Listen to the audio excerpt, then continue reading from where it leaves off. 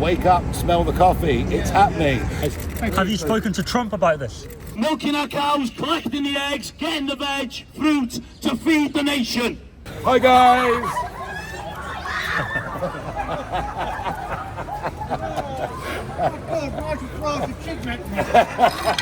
Who'd have thought it, eh? Nigel, can I just get a quick picture of my wife? Sure. Just handshake my wife. Taking the bag to Scotland. Let's support us up there, Nigel. Thank you. We are making some progress. Well done, Nigel. It's good to go in. Thank you. Tax the farmers, yeah? Oh Lord, I mean, you know, we actually have a connection with the landscape. One of our MPs is actually, you know, a full-time farmer. So we have some understanding of this. Sadly, there are too many in the big parties who are just so disconnected from the English countryside. Nigel, thank you.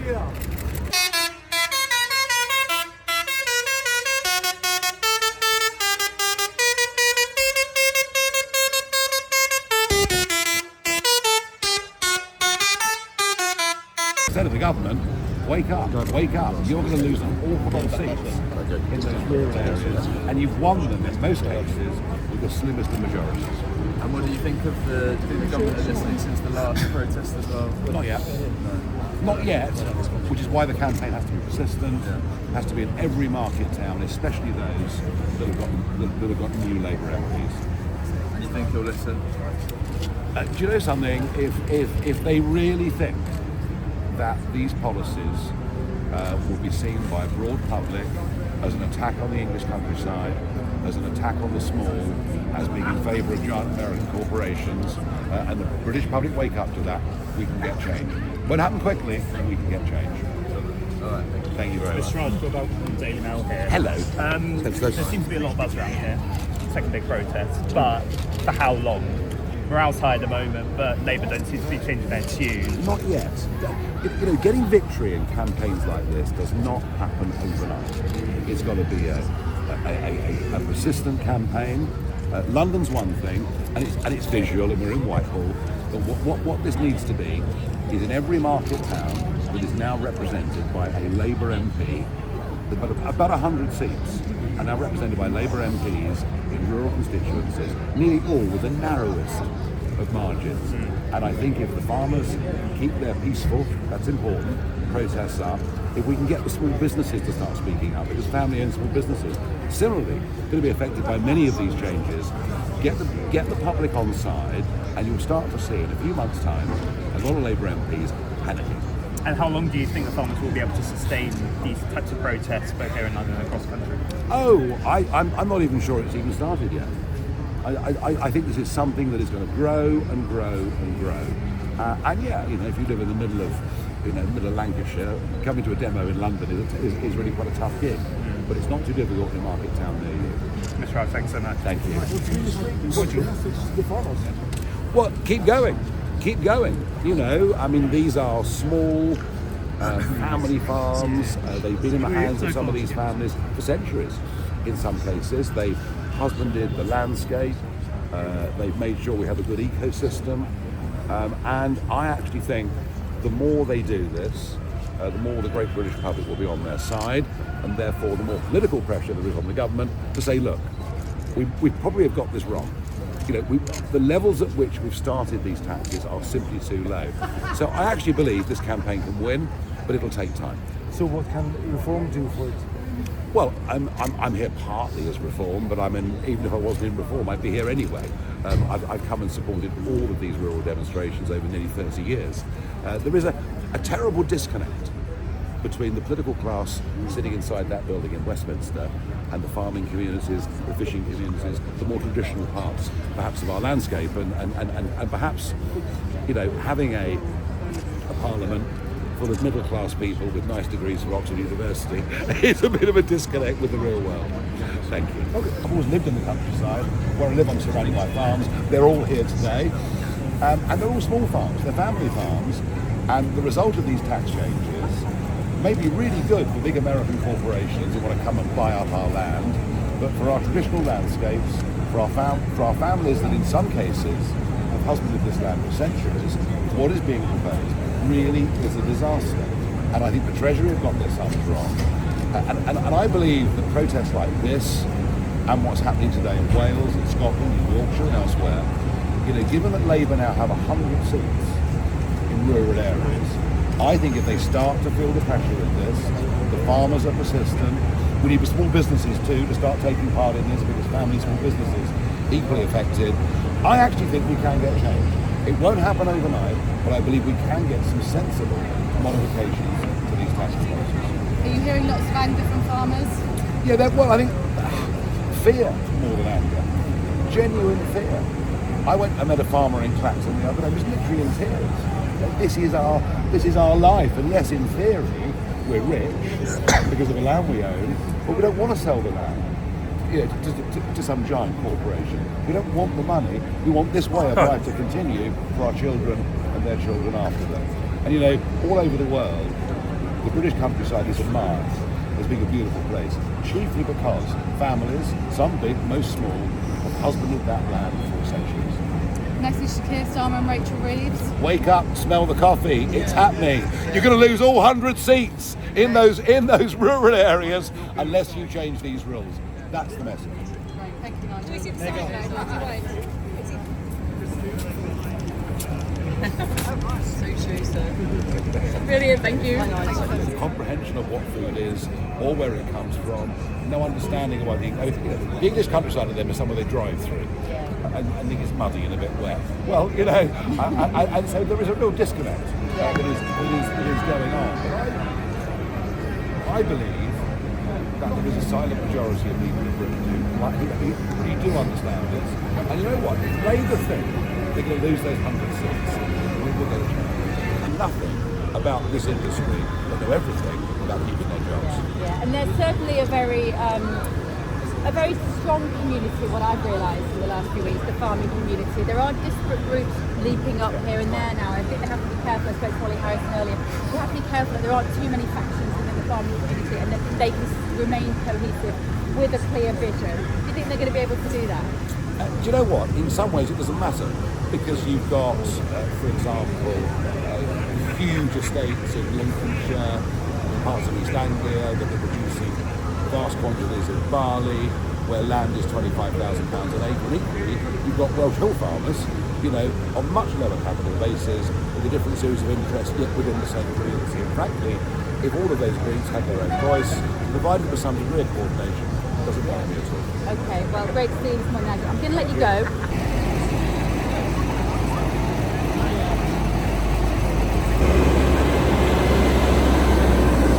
Just coming up, man. Loads of them.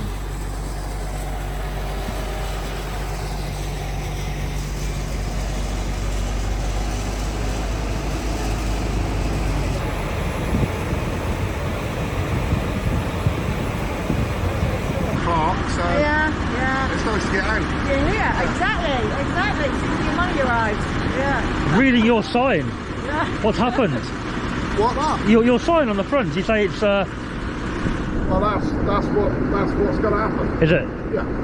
Right. There is no doubt in It it. stood out for me. Everybody else is that one.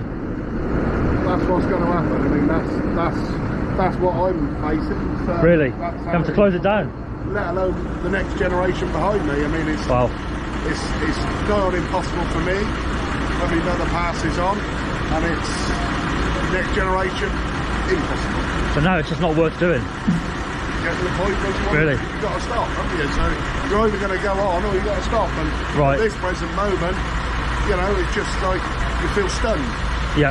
You don't know what to do. Yeah. You know, and all the best planning in the world which we've done, and succession planning which we've already done, it seems pointless, man. Yeah. We followed all the best advice, we've done everything that we can possibly do, and now we've ended up all of a sudden over a stroke of a pen. Well, that's fine. I couldn't carry on, the farm would have to be sold, and that would be done. Really?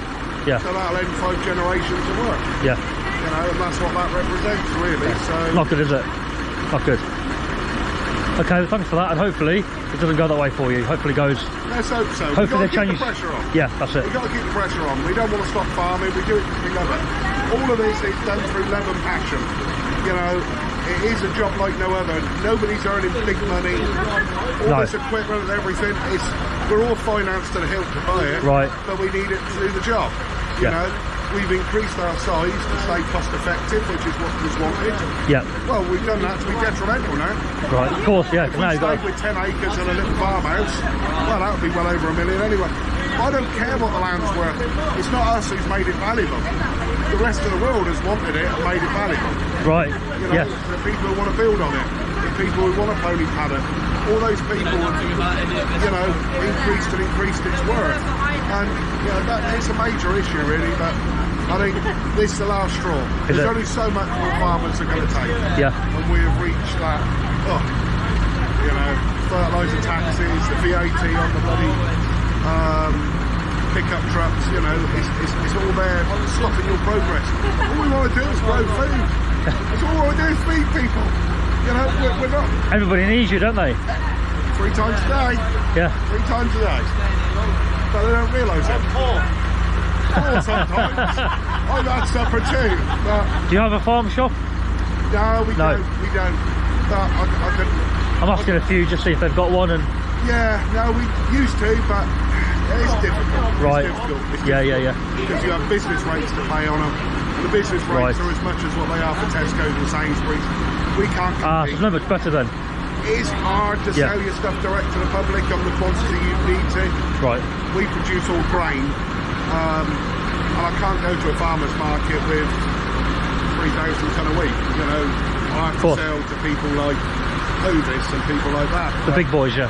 Yeah. But, it's difficult, you know. It's just robbing us blind all the way through, and it's making it nearly impossible to continue. And you know, it's sad really because the country needs to be behind the farmers.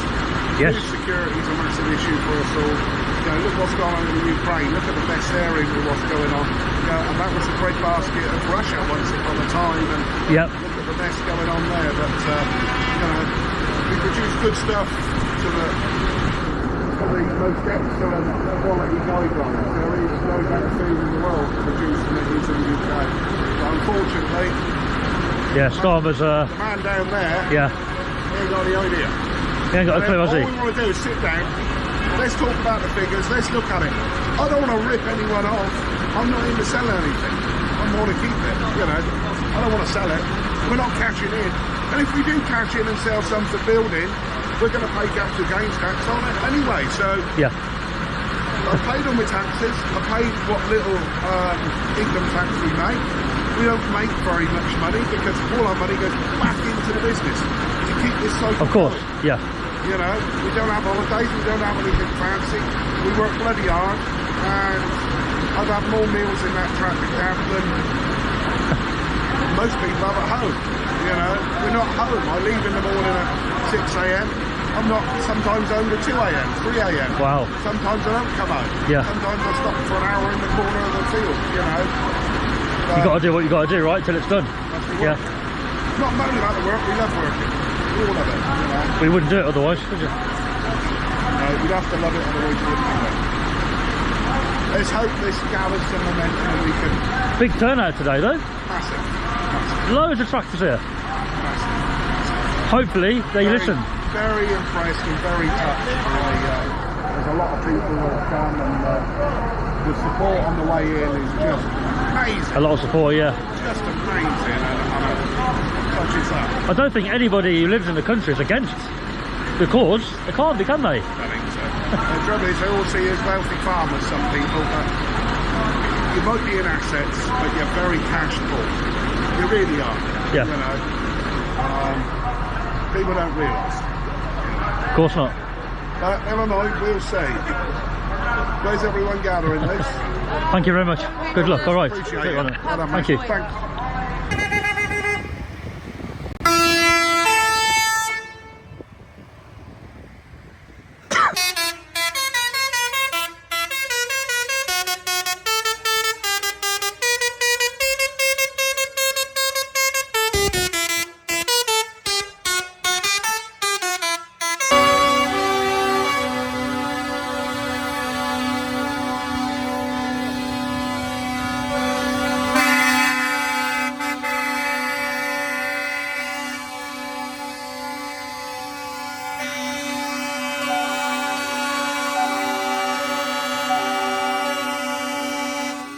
Surge of profitability in a good year, unsustainable.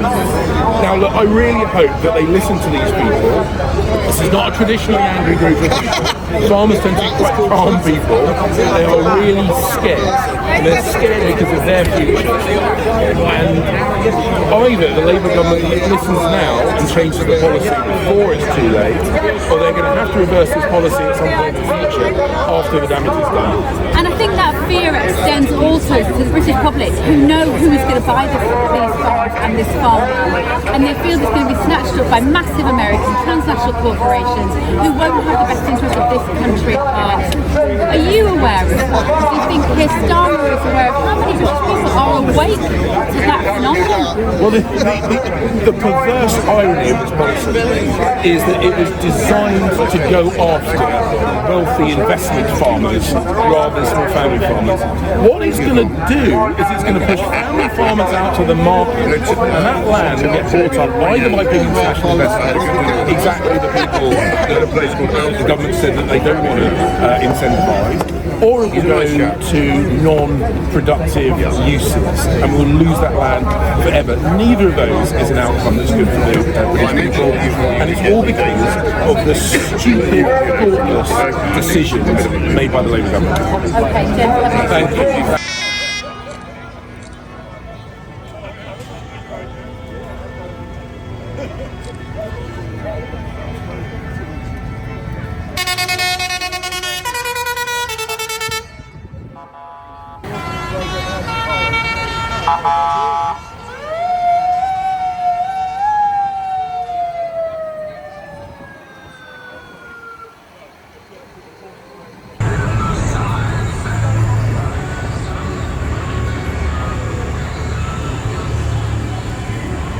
Because we all need food, this countryside that we look after, that we are guardians of, is what we all identify through. And this government want to destroy the countryside like they say Thatcher destroyed the coal mines.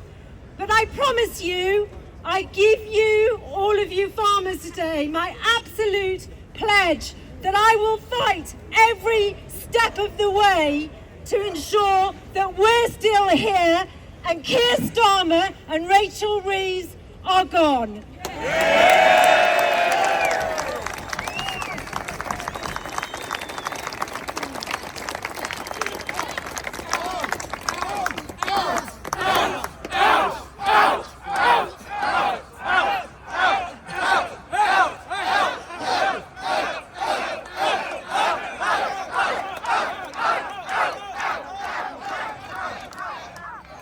Something you might not know is that I'm actually Welsh. I don't sound that Welsh, but I am Welsh. But I'm also from Ireland as well. My ancestors came from Ireland, and I'm delighted to bring together the farming community from Northern Ireland today. William Taylor has travelled here to bring a message to the whole country that we are 4 countries united under one union flag, but this government has ensured that all 4 nations are competing against each other in this market, and that is wrong. And so I'm delighted to hand over to William.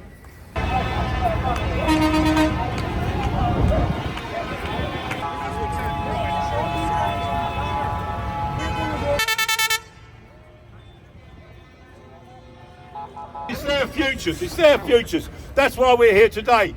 This tax doesn't take into account farm incomes. It just takes into account the value of the farm, which is irrelevant to most of us because we're not going to sell it. We're going to farm it and move on to the next generation. So it is irrelevant. They need to understand our food. We understand how to grow food. They need to understand how we do it.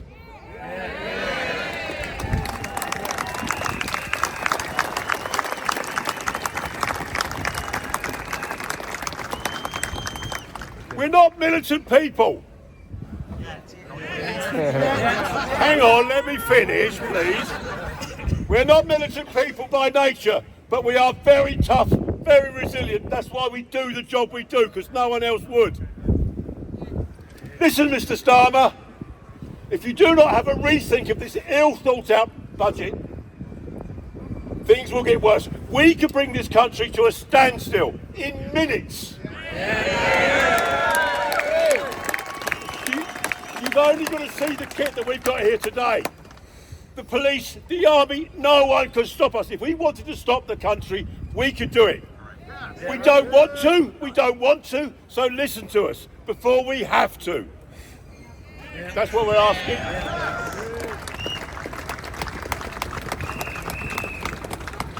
I'm nearly there. Thank you very much.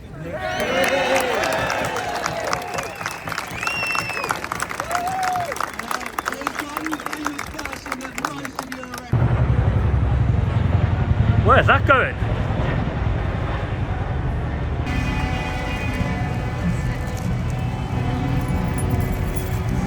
And these guys here are still starting their journey round, look. Central London is gridlocked, full of tractors.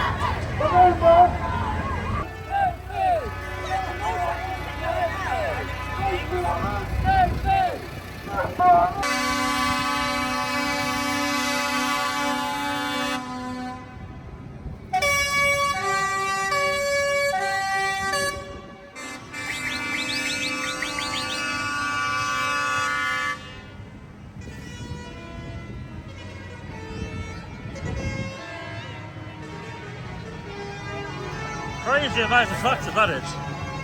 Definitely. I would agree with you, but I'd also like to see the process that have gone on since the one here 3 weeks ago being on mainstream media, because our comrades in Kent and Wales have been blockading ports down there, and I haven't seen much of it on the news at all. Agreed. We were down in Dover with the farmers filming and supporting. A lot of those guys are here now. They've done a brilliant job. Up and down the Whitehall, we can see it, near Downing Street. I think they're going to get the message, John. I'd like to think so. I'd like to think so. Brilliant. Well, thanks for being here and thanks for speaking to us. No worries. Thank you very much. And you know, you've been very vocal, very active. We've seen today in Wales there are tractors there, also in Scotland and Ireland, around the country. This is something that the public really supports. And I think that this shouldn't fall on deaf ears. Do you think they're going to listen? Well, if they're not listening, they're absolutely stupid, deaf and blind, because what's happened here today, these people have taken their time to come off their farms, leave their families, leave their livestock, leave their businesses to prove a point, to show their anger and frustrations. And if these numpties in these ivory towers behind us can't listen and understand that, it's time they got out of the job, because they are, you know, they're professional politicians. They should know a little bit better. They're not real people. They don't understand what's happening on ground level and how important the farming system and the people that feed them every day are. It's really important that the MPs hear from you. I think we could do with more farmers in politics, actually, Gareth. I think this has given us all a sense that we need a bit of this to inject some freshness. I know you're busy on the farm, but... Well, I'll be honest with you, I spread enough shit on the farm. I don't want to start spreading it down here. Thanks for talking to us. Good luck with everything. Thanks, Gareth. Here today, go back to your communities and tell them if they want to save their family farm, they have to support us. Because I want my granddaughters, I want my cousins to inherit the farm after us. So go back And the farmers who did not support us today, the organisations didn't support us today, should be here. Because we're not united, we won't win. We're coming after you, Mr. Starmer. You need to rethink, redo your maths, because we love farming. My grandfather died on my farm, my father died on my farm, and I hope to die not shortly on my farm. Thank you. Thank you, Colin. So the last speech, as I just said, is from the famous man himself, has come all the way from Wales, Catherine Jones. Diolch yn fawr iawn, thank you very much. And can I tell you, when I walked off that tube this morning and seen these tractors, I had tears in my eyes. I had tears in my eyes. Because you know why? Not one of us want to be here. Not one of us deserve to be here. We should be home with our families, watching after our farms, bringing up the livestock, milking our cows, collecting the eggs, getting the veg, fruit to feed the nation. It's a disgrace, an absolute disgrace, that this man stood in the NFU conference and said he was going to protect family farms. That's what he said. That's what he said, and I'll tell you, we in Wales have had 25 years of labour as a farmer. We're on our knees. That's why we're out protesting. That's why we're out in them docks. And when people ask you that question, you tell them, we fed this country affordably, seasonally and healthily since day dot. These buildings and these people wouldn't be here without us. They destroyed everything. Do not let them destroy our industry. We're proud, we're hardworking, and we pay our taxes, and we have done across the board. They don't understand that people are not making a profit. We are not going to pay the inheritance tax. Listen to the people before you go cold and hungry, and it will happen. Food inflation, food shortages, and the poorer people in society will suffer. And that's why when we go home tonight, we'll go back to working hard, to making sure there's food on them shelves. I don't want to go out and protest again. I've had a belly full. And these bastards don't understand. They are biting the hand that feeds them. Let's pull together from all corners of this country and show them what the countryside can really do. Diolch yn fawr iawn. Thank you very much.